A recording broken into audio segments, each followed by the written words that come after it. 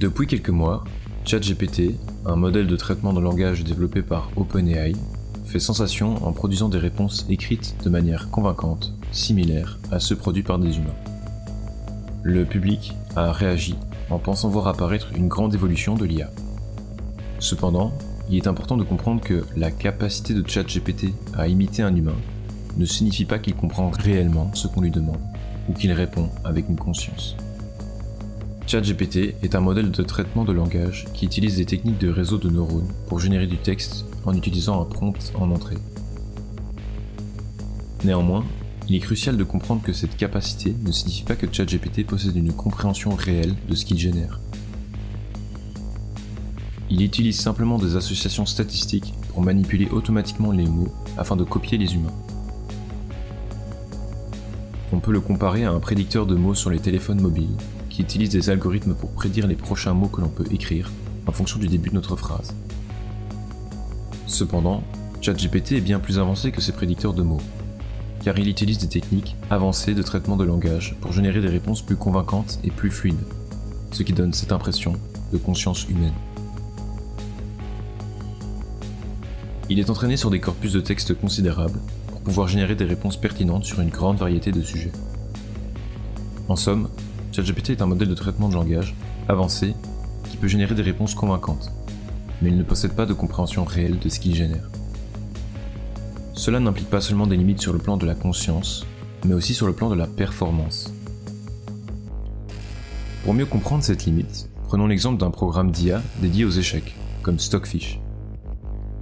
Stockfish est un programme d'IA qui a été spécifiquement conçu pour jouer aux échecs, et il est considéré comme l'un des meilleurs programmes d'échecs au monde. Il est capable de comprendre des règles et les stratégies de jeu, et de jouer pour gagner. En revanche, même en étant entraîné, ChatGPT ne pourrait pas jouer pour gagner aux échecs, car il ne possède pas la compréhension des règles et des stratégies de jeu. Et ultimement, il est possible d'intégrer toutes ces règles et ces possibilités dans la base de données de ChatGPT, mais cela serait bien moins efficace et bien plus cher qu'avec le système de Stockfish. La conscience est un concept complexe qui est encore mal compris, même par les scientifiques. Pour simplifier, la conscience est généralement définie comme la capacité à avoir une expérience subjective, comme percevoir des sensations, ressentir des émotions et avoir une conscience de soi. Lorsque nous parlons de la conscience dans le contexte des intelligences artificielles, nous nous demandons si une IA pourrait un jour avoir une expérience subjective similaire à celle d'un être humain. Cependant, il est important de comprendre que ChatGPT, comme la plupart des modèles de traitement de langage actuels, ne possède pas cette compétence.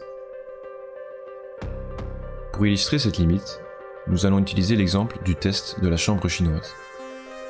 Ce test, élaboré par John Searle en 1980, met en avant la différence entre la capacité à manipuler efficacement les symboles de la langue et la compréhension véritable de ce qu'ils signifient. Dans l'exemple du test de la chambre chinoise, un individu est enfermé dans une pièce et doit manipuler des symboles chinois qu'il ne comprend pas en suivant des règles précises pour produire des réponses appropriées.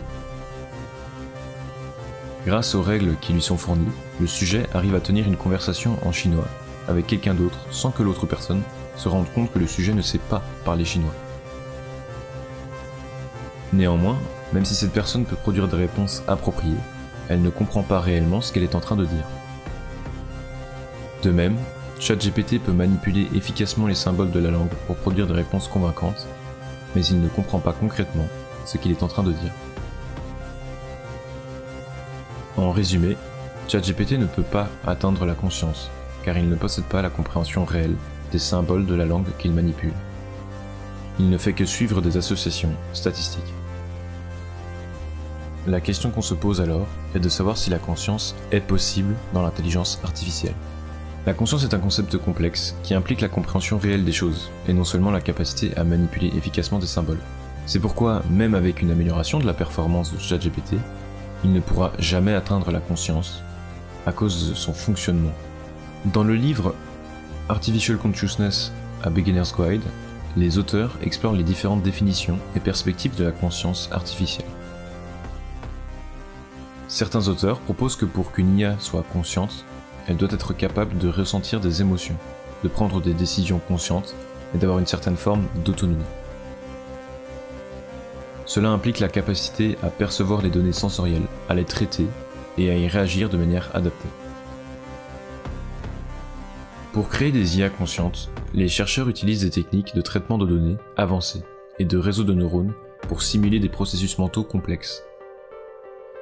Par exemple, les systèmes de reconnaissance émotionnelle, comme les chatbots qui utilisent des réseaux de neurones pour identifier les émotions dans le langage naturel, ont l'habilité de détecter des émotions.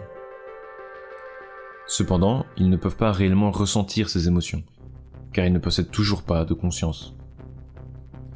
De même, des systèmes tels que des robots dotés d'algorithmes de prise de décision basés sur la théorie de l'utilité peuvent prendre des décisions qui sont optimales. Mais ils ne peuvent pas réellement comprendre les conséquences de ces décisions, puisqu'ils ne possèdent pas de conscience. Néanmoins, il existe une théorie qui rend possible la conscience à travers l'intelligence artificielle. Dans cette partie de la vidéo, nous allons parler de la singularité de l'intelligence artificielle.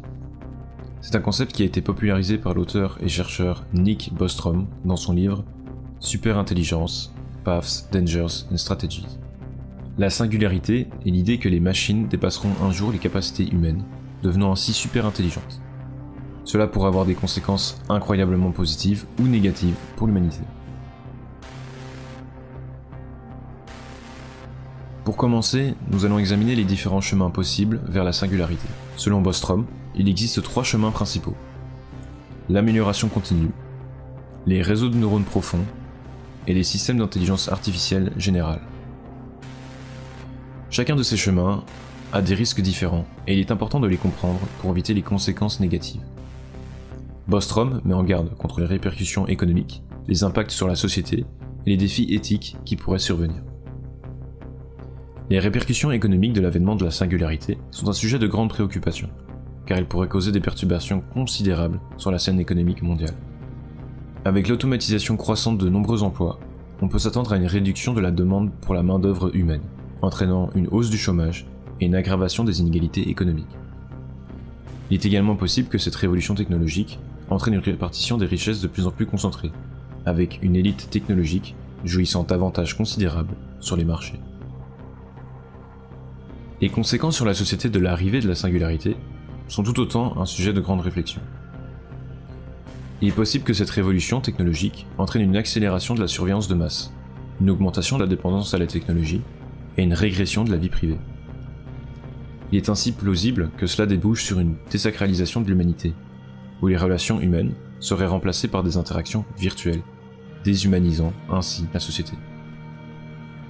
Enfin, les défis éthiques de la singularité sont énormes. Il est possible que la singularité entraîne des dilemmes moraux sur la responsabilité pour les actions des IA, sur la possibilité de donner des droits aux IA, et sur la possibilité de créer des IA conscientes. Il est par ailleurs possible que la singularité entraîne des dilemmes moraux sur la possibilité de créer des IA plus intelligentes que les humains, et sur la question de savoir si les humains doivent être remplacés par des IA. Ces risques sont déjà pris en compte par les personnes influentes de notre époque. Bostrom propose des solutions telles que la réglementation, la recherche pour l'IA responsable et la coopération internationale. En conclusion, l'intelligence artificielle est un domaine éblouissant qui révèle des possibilités illimitées. Elle peut nous permettre d'automatiser de nombreux processus, de résoudre des énigmes complexes et d'améliorer notre quotidien. Cependant, il est crucial de reconnaître que l'IA est un domaine en constante évolution, et cela soulève des questions fondamentales sur son avenir. Est-elle destinée à devenir notre allié ou notre perte ?